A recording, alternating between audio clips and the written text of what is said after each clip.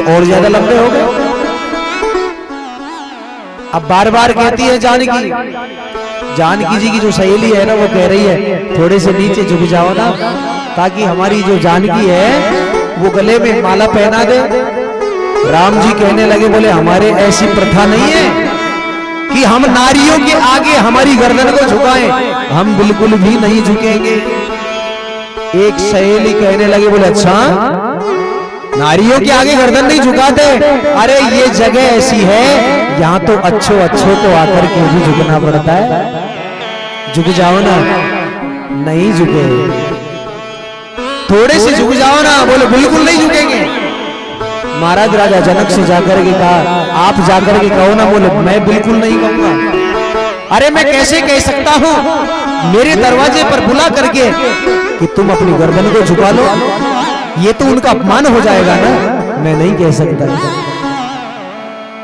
गुरुदेव थे, उनसे जाकर कहा, बोले आप जाकर के कहो ना, गर्दन नहीं झुका रहे हैं, वरमाला जानकी कैसे डाले।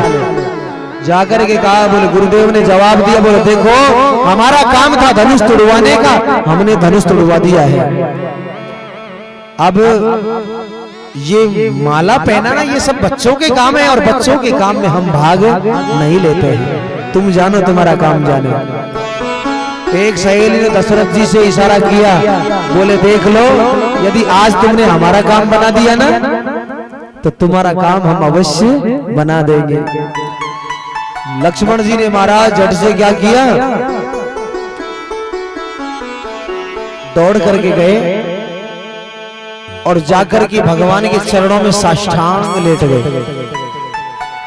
अब लेट तो गए चरणों में, लेकिन उठ नहीं रहे हैं। भगवान ने सोचा, रे और दिन तो ये मुझे प्रणाम करता चरणों में और खड़ा हो जाता, लेकिन आज उठ क्यों नहीं रहा ये। राम जी सोचने लगे, शायद ये आज बड़े बड़े राजा महाराजा बैठे हैं ना यहाँ, हो सकता है इनके सामने मेरा सम्मान थोड़ा ज्यादा कर रहा है, मैं ही उठा लेता हूँ। सो भाई के प्रेम में भूल गए कि जानकी वरमाला डालने के लिए खड़ी है। झट से राम जी नीचे झुके लक्ष्मण को उठाने, इतनी देर में तो जानकी ने वरमाला पहना दी। और महाराज जानकी भी बराबर में सिंहासन पर आकर के खड़ी हो गई। बड़ी सुंदर दोनों की जोड़ी है।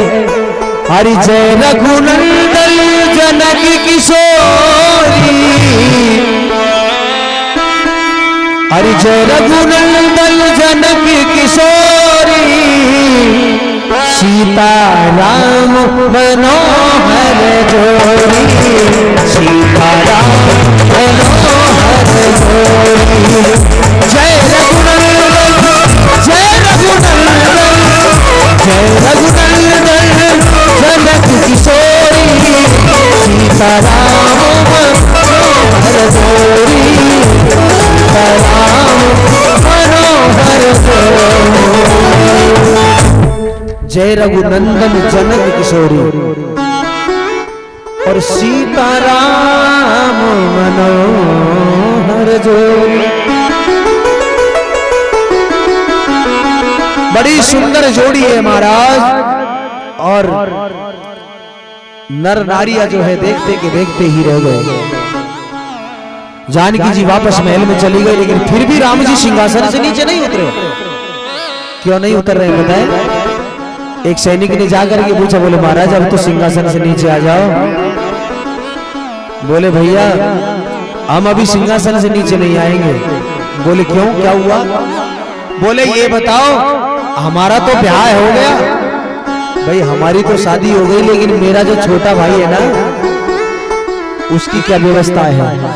देखो पहले ऐसी प्रथा थी कि बड़े भाई का जब विवाह हो जाता था ना, बड़े भाई का जब ब्याह हो जाता तो बड़े भाई को छोटे भाई की बड़ी चिंता रहती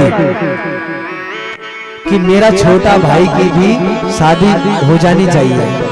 और आजकल इस कलयुग में महाराज हो जाए अपनों ब्याह, छोट हो जाए भाड़ में।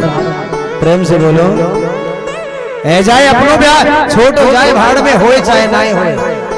पहले ऐसा नहीं था।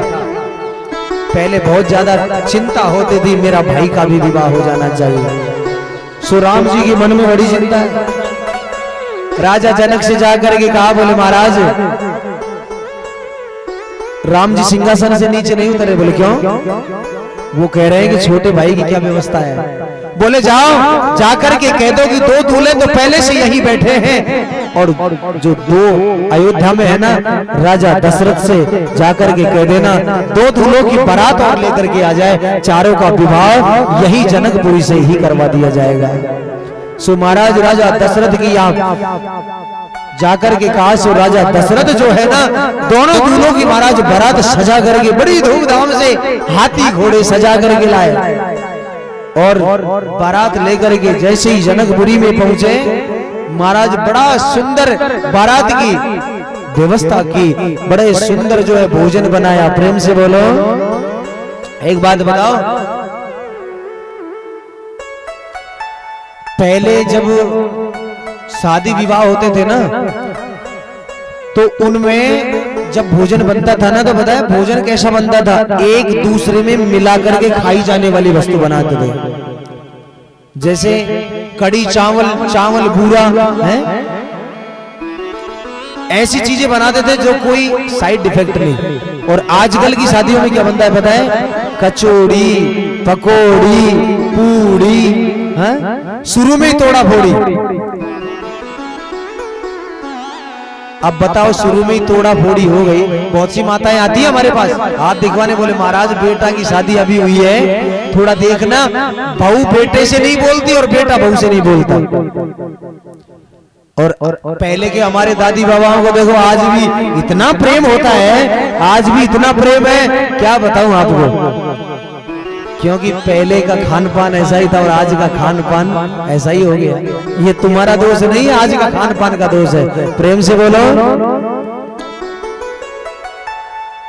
आता ये बज बाली गजलीली बेक्षुयष्टिं सजीरे कृतं बभाजमध्ये।